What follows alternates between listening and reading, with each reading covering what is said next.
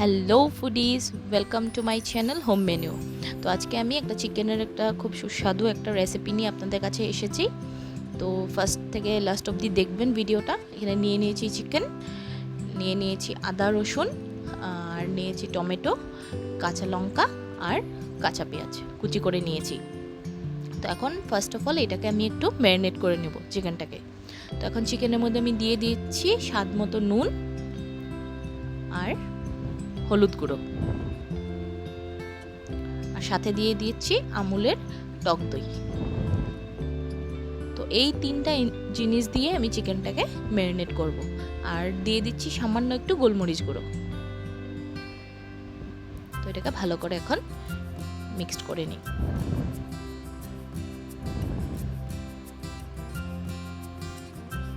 এটাকে এখন ম্যারিনেট করে আমি রেখে দিব আধ ঘন্টার মতো। এখন আমি কয়েকটা মশলা ভেজে নেব। শুকনো লঙ্কা, ধনে, জিরে, গোমরি আর লবঙ্গ, এগুলোকে ভালো করে আমি ভেজে নেব। শুকনো খোলাতে কোনো কিছু তেল অ্যাড না করে আমি এটাকে ভেজে নিচ্ছি ভালো করে। তো এটা ভাজা কমপ্লিট হয়ে গেছে, তখন আমি এটাকে নামিয়ে নিই। তো এটা ঠান্ডাও হয়ে গেছে, দেন আমি এটাকে পেস্ট করে নিচ্ছি। তো এখন আমি আবার পেস্ট করে নিচ্ছি টমেটো, আদা রসুন, সামান্য একটু কাঁচা লঙ্কা, আর একটু এখানে দিয়ে দিব কুচনো পেঁয়াজ। তো এখন আমি এগুলোকে ভালো করে পেস্ট করে নেব। তো এগুলোকে আমি পেস্ট করে নিয়েছি সুন্দর করে।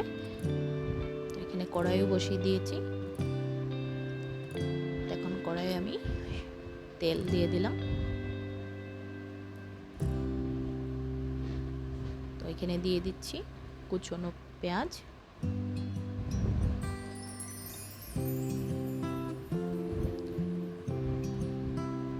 পেঁয়াজটাকে আমি একটু ব্রাউনি করে ভেজে নেব।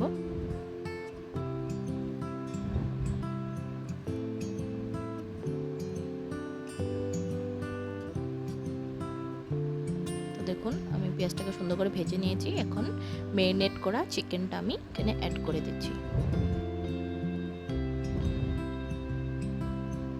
তো এটা পেঁয়াজ ভাজাটার সাথে আমি খুব সুন্দর করে এটাকে মিক্সড করে নিচ্ছি।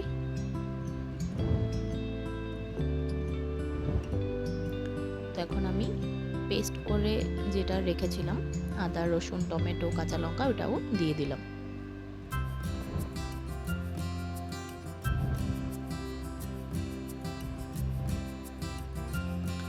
তো এটাতে আমি আবার এখন আগে যে ভেজে রেখেছিলাম ভাজা মশলাটা, ওইটাও আমি এখানে একটু দিয়ে দিচ্ছি, আর একটুখানি রেখে দিচ্ছি, এটা পরে দেব। তো এটা দিয়ে সুন্দর করে এটাকে আমি মিক্সড করে দিলাম।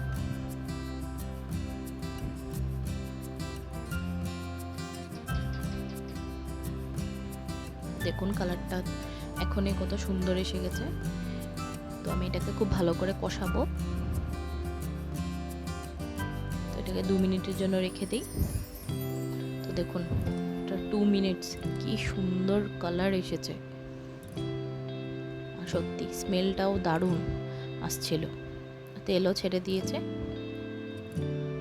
তো আপনারা চাইলে এইভাবে নামিয়ে আপনারা রুটির সাথে বা পরোটার সাথে খেতে পারেন, যদি কষা মাংস আপনাদের এইরকম খেতে ভালো লাগে।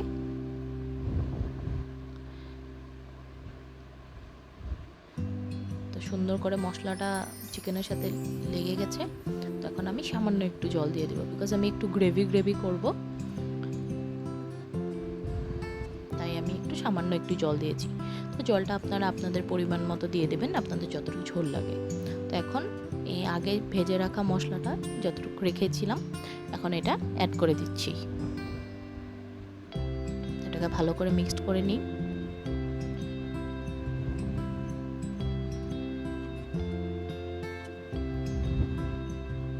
তো এটাকে আমি আবার 2 মিনিটের জন্য রেখে দিলাম। তো অলমোস্ট আমার চিকেন রেডি। আর এই ভাজা মশলাটা এত সুন্দর স্মেল আসছিল, আপনারা বানিয়ে না খেলে বুঝতে পারবেন না। তো এখন আমার চিকেনটাকে আমি নামিয়ে নেব। তো এই আমার চিকেন রেডি। সো আপনারা এইভাবে বানাবেন, বানিয়ে আমাকে কমেন্টে জানাবেন। প্লিজ লাইক কমেন্টে